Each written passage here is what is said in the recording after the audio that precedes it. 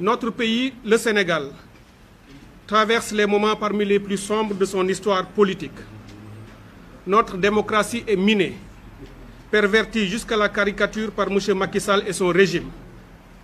Au lieu de construire et consolider l'état de droit, Macky Sall s'est arrogé tous les droits, notamment celui de choisir qui doit ou non s'opposer à lui et à son gouvernement, décider de qui parmi les électeurs peut voter, décider de qui pourra participer aux compétitions électorales.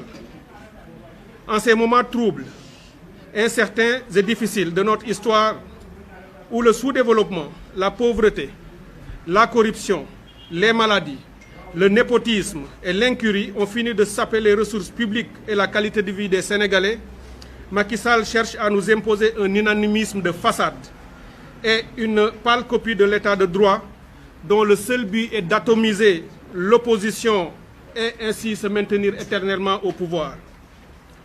L'état de droit et les espoirs de toute une nation sont mis en péril par l'injustice, l'inéquité et la traque des citoyens qui osent exprimer une opinion et des choix de vie différents du système de vie autocratique et clientéliste qui nous gouverne. L'affaire Ousmane Sonko en est l'illustration manifeste et tenace. Le complot sordide ourdi contre ce député élu par le peuple sénégalais, sorti troisième de la dernière élection présidentielle, est une preuve de plus de la volonté de Macky Sall de tuer toute opposition au Sénégal.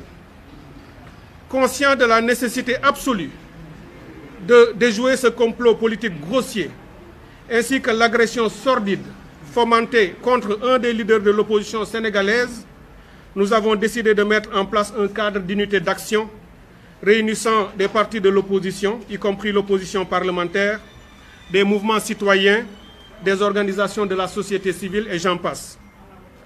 L'attaque en règle contre Ousmane Sonko, préparée dans les officines les plus élevées de la coalition Benno Bokk Yakaar, avec la complicité coupable de certains démembrements de l'État aux ordres, ainsi que son arrestation arbitraire ce matin, est totalement illégale pour trouble à l'ordre public, sont d'une gravité inouïe et nous interpellent tous sur l'urgence d'organiser, de fédérer et de mobiliser toutes les résistances pour faire face aux dérives autocratiques dangereuses qui, si l'on y prend garde, risquent de précipiter le Sénégal dans l'instabilité et la tyrannie.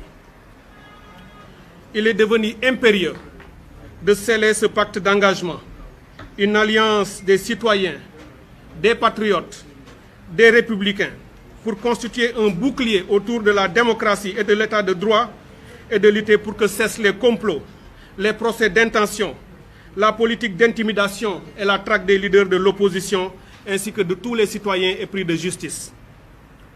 Nous ne tolérerons plus que les uns après les autres, jour après jour, les acteurs de l'opposition ainsi que de la société civile soient calomniés, poursuivis, déchus de leurs droits électoraux et envoyés en prison par le biais d'un système judiciaire domestiqué et aux ordres d'un pouvoir qui a fini de montrer son despotisme.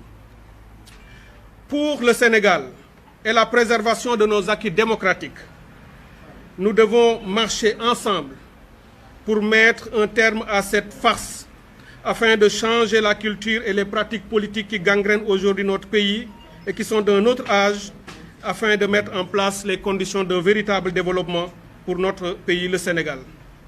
Par cet appel, nous convoquons tout acteur de l'opposition, de la société civile ainsi que des mouvements citoyens à se retrouver autour de cette déclaration pour ensemble mener le combat afin de restaurer l'état de droit, la justice et la démocratie sénégalaise.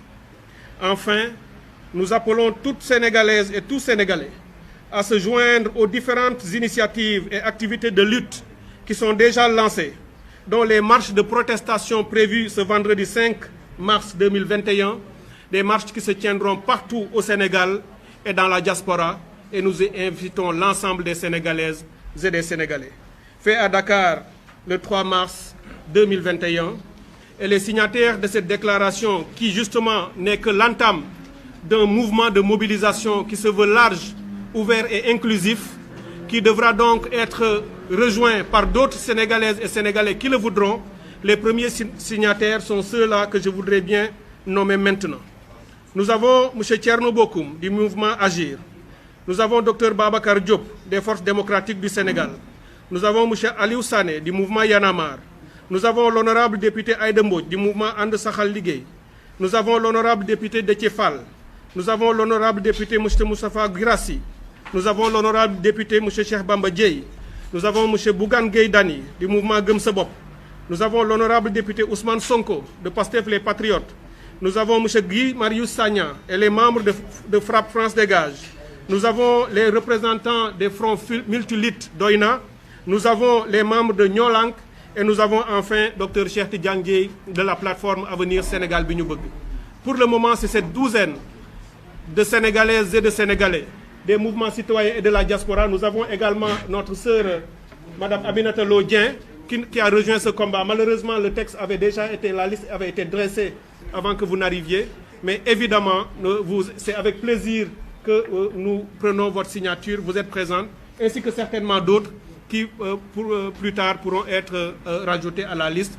Mais c'est une liste qui se veut inclusive parce que nous voulons bâtir un mouvement beaucoup plus puissant que le M23 même de 2012. Et vous savez ce que ce mouvement avait réussi à faire.